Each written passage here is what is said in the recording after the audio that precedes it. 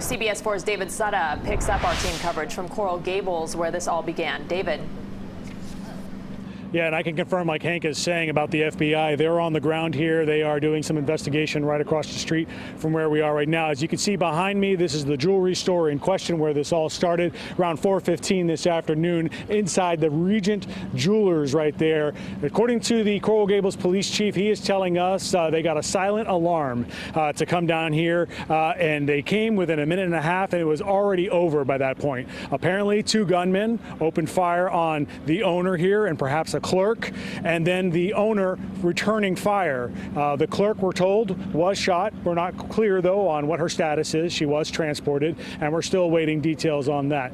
Just to give you a little background on where we are in all of this, the Regent Jewelers is at basically the entrance of the Miracle Mile here in Coral Gables, the center of town. This is a place you would come, you know, this time of year to socialize, to shop. As you can see, people strolling down the road here, and then right next to it, the crime scene tape here and all of this. Just wild. Across the street from us, where we're standing right now, is City Hall. So City Hall right here has another set of crime scene tape behind them there, and you can actually see, Walter, I'm going to pull you over the side here.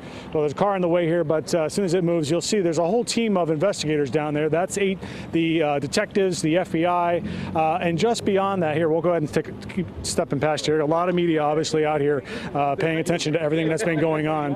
But we're going to step out here, and I'm actually standing right now on Lejeune. Part of the northbound lanes here are completely closed down. The southbound lanes are still moving here, and it has been a traffic nightmare. Of course, this all happening just before rush hour and all of this. But if we look back at City Hall here, you can see the main entrance, and to the left of it is a window, lights still on. That area right there is why part of the focus here, because one of the bullets from the robbery here at the jewelry store apparently traveled across the park here, across Lejeune, all the way over and went into that window. You see the park here.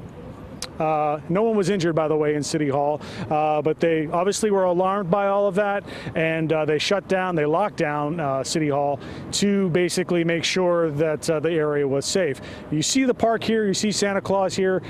Tomorrow night is when they do the official tree lighting here in Coral Gables, and so you can just imagine if this was tomorrow, this place would have been even more busier than it was today. But so what we have here was the robbery around 4:15, and then I'm going to get you off the street here, Walter, because I don't necessarily want to stand out in the street.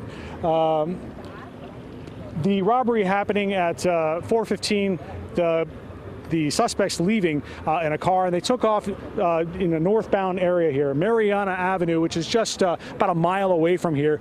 Apparently they came across that UPS truck, and that's when they decided to abandon their car and jump in that. Unfortunately, that UPS driver stayed with the truck, and that led to that chase, the 836, the I-75, the Turnpike, all of that, and this whole thing transpiring live on the air. Just wild. We did speak to a witness who actually was working right behind all of this. Here's what he had to say when he heard this all go down.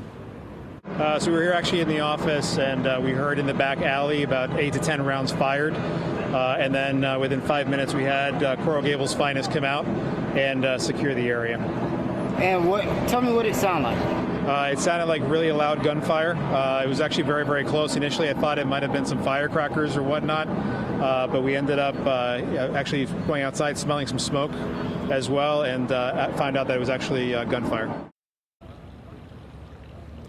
And we can confirm there are a lot of evidence markers in the back alley of this jewelry store. It definitely looks like they've got a pretty large crime scene due to that shootout that transpired here. The big questions that are really happening at this hour is what is the status of a UPS driver that was on that truck when the shootout happened between police and the gunmen.